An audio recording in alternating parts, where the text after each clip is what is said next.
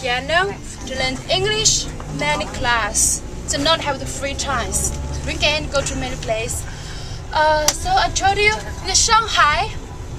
So many people told us, if you want to, China's very old country. If you want to know something about China's 1,000 years old, go to the Beijing. Over there you can see the Ming and Qing palace over there, the Forbidden City, the capital over there. If you want to see China's, it's the 5,000 years, go to the Xi'an, because China, the first emperor is the Qing dynasty. The Qing king over there, you can see the Qing tomb over there. If you want to see the 1,000 years history, go to the Beijing. If you want to see the 100 development of China, see Shanghai here. The Shanghai modern economy developed very fast. In 1,000 years ago, here is just the war times. People living here to get the fish and do the textile, the clothes, the things in here. So Shanghai is at the mouth of the Yangtze River. So from here, the Yangtze River go to the eastern China Sea. So here is a very important port. So Shanghai's another name is a hu. Hu means a tour to get the fish, the tour lane. So you can see that right on the car is writing down the short name is hu. Every car is right down here. Maybe this car is also the same hu. And another reason for this city is very important, the Opium War. In the Qing dynasty, or the latter period is the Qing dynasty. So the Qing dynasty, before the Qing dynasty, we closed the door to the international. The people can go inside, or Chinese can go outside. So since opium, we don't know what happened outside. We think we are the strongest countries. You're Britain, you're American, small country, and you are weak. We don't know what happened in Britain. At that time, Britain have the Industrial Revolution, right?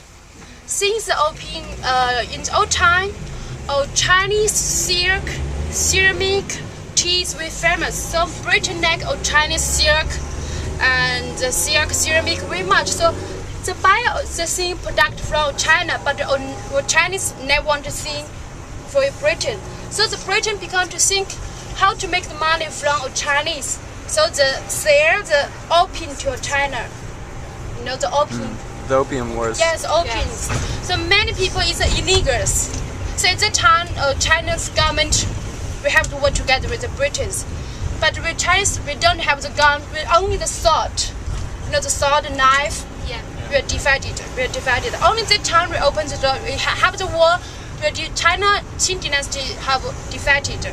So the treaty Shanghai became the treaty port. Since that time, Chinese country's door opened. So we begin to know what happened outside. At that time, the Qing dynasty opium war, near the Huangpu Road, many opium shops.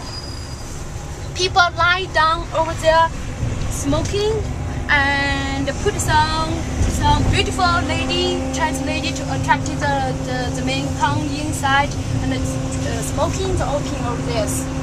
So if you come to see the bond, right now you can see the history.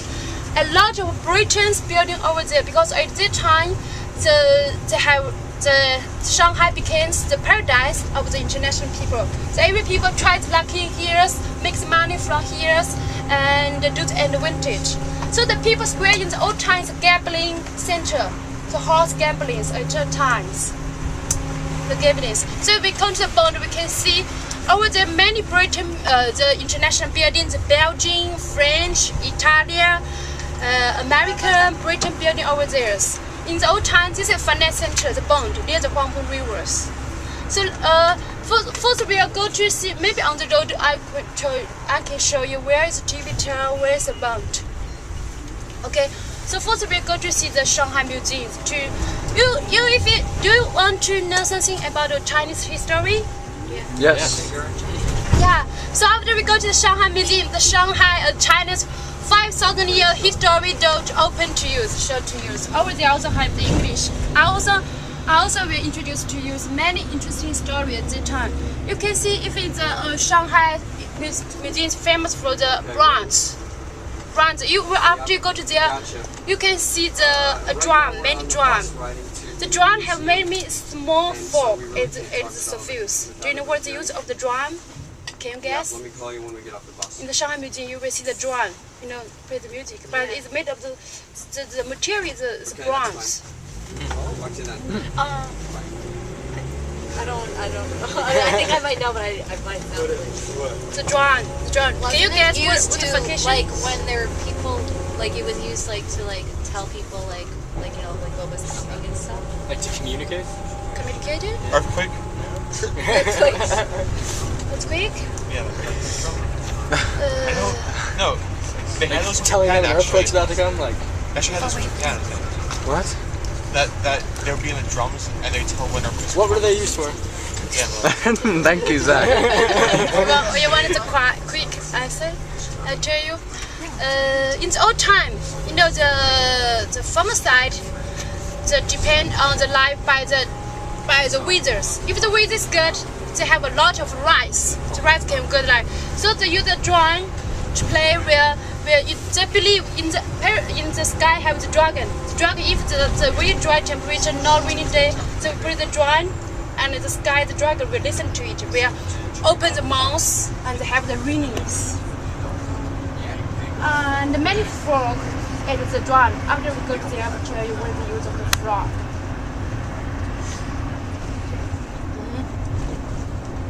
So, you come to the school to what are we doing? You come to school, what are you doing? In school? Yeah. I don't To know. play. To learn. To learn about the Chinese culture in the school compared to our school in America. Okay, so have you found the difference? Yeah, but like we found friendship and stuff is really like important with the students and stuff like us. But like there's differences like school time and like how much they study compared to how much we study. But there are also a lot of similarities. Yeah. A lot of similarities. Have you found the Chinese students made class together one day? Yeah. Made class. And after they finish school, they have to do the housework. The homework. And it is a lesson you have to keep silent. Listen to the teachers talking. Have to obey the teachers. I'm too hot. Take off.